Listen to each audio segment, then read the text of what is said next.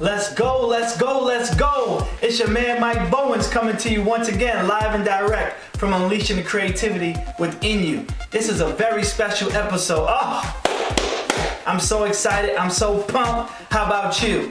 I'm getting ready to introduce to you somebody who is very dear to my heart.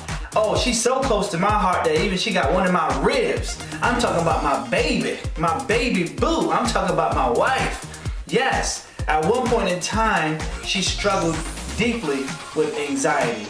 I'm talking about us having to go to the hospital and hear from doctors and things of that nature and waking up in her sleep and cold sweats.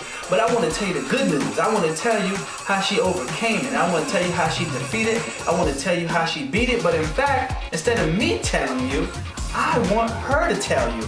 I want her to share with you. I want her to share with the world of how God helped her overcome anxiety. And if she did it, you can do it too. This is your man Mike Bowens signing off and passing the baton to my baby boo. Stay tuned. Hi, my name is Shoshana Bowens, and I'm married to Michael Bowens, who's the creator of Mike Bowens Motivates and Unleashing Your Creativity Within You. I am 34 years old and been married to my husband now for about 10 and a half years, 10 wonderful years. And we have 3 children together, Michael, Nyla, and Michaela. And we have a few businesses that we do together as joint ventures. We have a daycare, and I also have a YouTube channel, Shoshana Bowens. And I'm just excited about life. I love adventure. I love to travel. I hope one day to travel to Tuscany. It's my favorite country to visit. And I love to have fun. I'm very outgoing. I love to talk, so I can go on and on and on. And yeah, so I'm excited.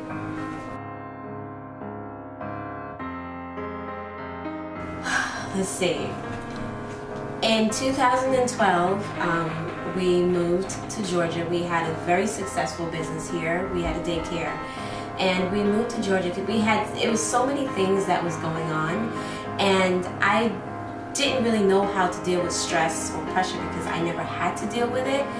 And it was so many things that was going on that in my mind, I felt like in order to get away from all the pressure and all the things that was happening in our lives at the moment, it was good for us to just get away from it, move away from it. And I was talking to people, and people were just like, yeah, get out.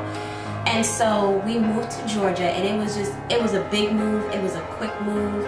We kind of just made a decision within like 5 months and packed up our entire life and our children, and we moved to a whole completely different state. And when we got there, at first it started off, for about 3 months, it was pretty good. And we loved it because we were just like, oh, it's a new place, it's hot, it's nice, But the grass is not always greener on the other side. And so we came to learn that very, very soon after we moved there. I want to say about maybe 3 or 4 months after we moved, things started to take a turn for the bad. The money situation was a big deal. We basically went from making thousands of dollars a month to making hundreds of dollars a month, and it was just a complete devastation. It really was a culture shock, and it shocked my system. I didn't know how to handle that. And between my husband and I, we were working like 4 jobs, and we started a cleaning company, but because we really had no support system there, it was hard for us to run the company, work 4 jobs between the both of us, and at the same time manage our home, our children in our home. So things just started to go downhill. We also had a church that we were pastoring in New York, and we went to Georgia thinking that the church would be good to do there. However, the church never got started. As a matter of fact, the first day we went to start the church, it got shut down by the cops because the zoning and the laws there are so completely different, and the pastors that we were renting from, they really didn't tell us, and we didn't do our due diligence as to researching the zoning laws like we normally would. And so it just didn't get off the ground with the church. And we continued, we tried. So that was a devastation because the church was like our baby. You know, we did it for 7 years. We enjoyed every moment of it, but we put a lot into it. You know, it was a lot that went into it. And you think that a church is different from a regular business, but it's not. It's just as important as a regular business. So you have to know the ins and outs. Anyway, it was that, and then with our personal life was sort of just going under because the money situation was bad. You know, Georgia's work economy is terrible. So to find a job that would stabilize you, I mean, you cannot move to Georgia or any other state for that matter in such a rush the way that we did, and with no good job. You know, you can't really start over with 3 kids in a place where the economy is terrible. So we did that. We did that, and to make a long story short, as time went by, you know, I started to get so stressed out and so overwhelmed. My husband and I, we were constantly going at it because it was something that we weren't used to. We never argued. We never like yelled at each other, anything like that, you know, until when we got to Georgia. And I got to a point where I just felt so,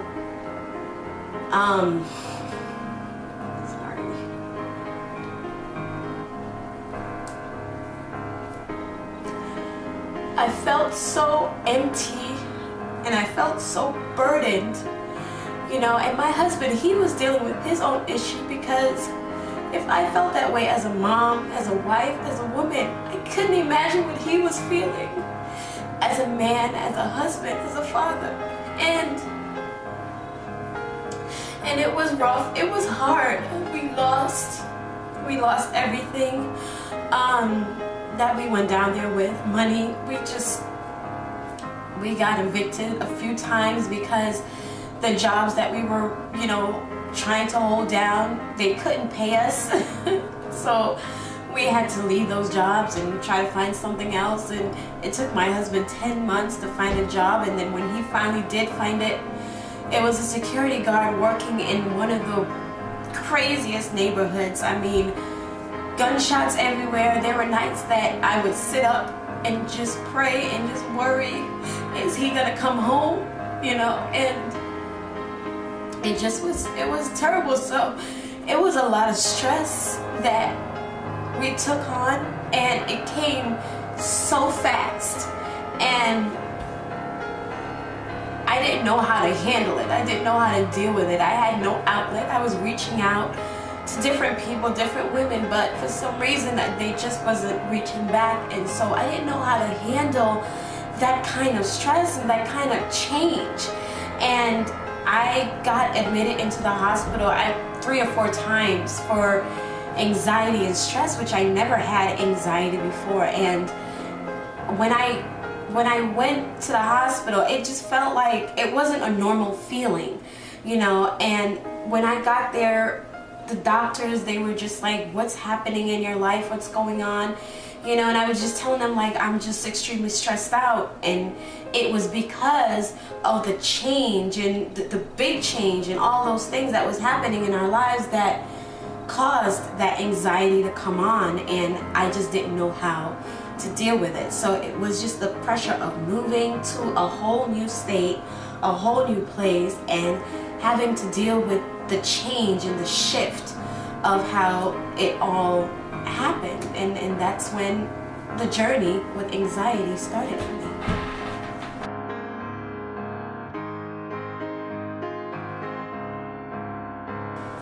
Looking back, yes, I can definitely see what triggered it. For me, I don't know for most women, or maybe it is for most women, but for me, financial stability is a big deal for me. And it just wasn't there were no financial security for my family at the time, and it didn't matter what we tried to do. It just wasn't happening, and it was financial stability. It just wasn't there.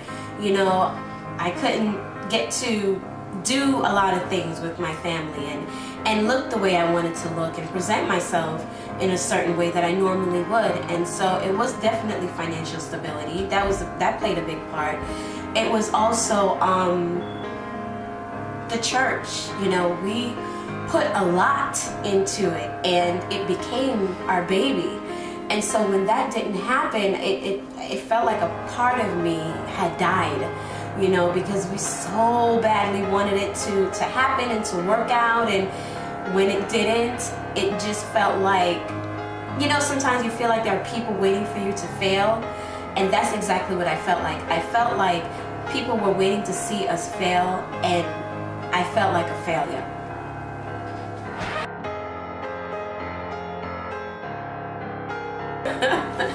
Well, for depression, I haven't been admitted for depression, but for anxiety, can I count on all 10 fingers?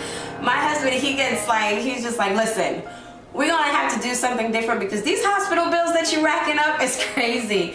But I've been admitted into the hospital in Georgia, I think about 3 times. And then when we moved back to New York City, I was hospitalized once, and then coming back to our home, I was hospitalized 3 times in 1 week. It's crazy, but it's just, I didn't know, it feels weird, and so I didn't know what was happening, and so there you go. Oh my gosh, an anxiety attack feels like you are having a heart attack. And all the occasions that I've had the anxiety attacks, it progressed. The last time that I had it, if I had tingling in my left arm, I had pressure over my heart, my chest was tight, shortness of breath, you know, I felt lightheaded and everything like that. My heart was pounding, like just skipping beats, and it felt like my heart was literally jumping out of my chest.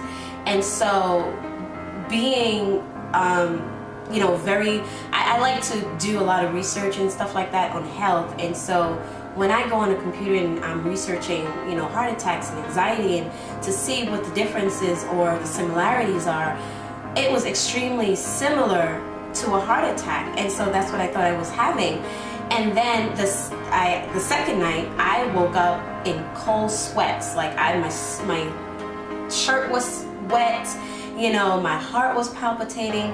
And so I went to the emergency room, and I thought I was out of here. I literally thought I was out of here because it feels so real and it feels so much like a heart attack. I wasn't having pain or anything like that, but it was just a lot of pressure on my heart, and it felt like I felt like that I was gonna go see Jesus. That's how it felt.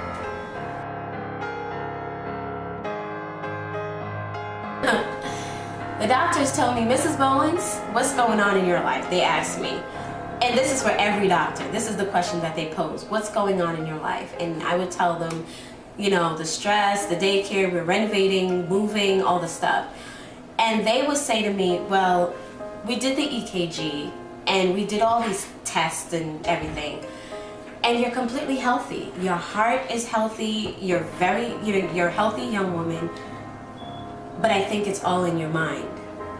And I was just like, it can't be, because I'm not thinking about stress. I'm not thinking about anything like that. But unconsciously, I was.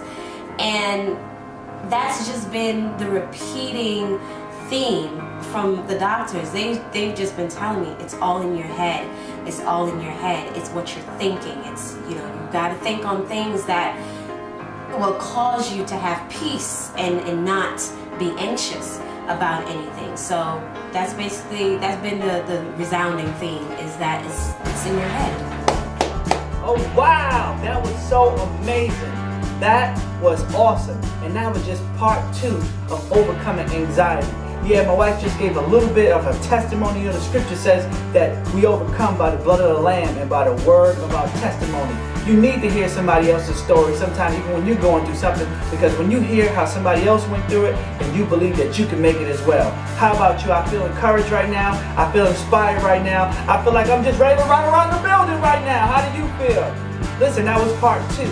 Stay tuned because it's part 3. And then I'm going to close it out with part 4. I'm ready to unleash the creativity that's within you. Stay tuned for the next episode. Be blessed.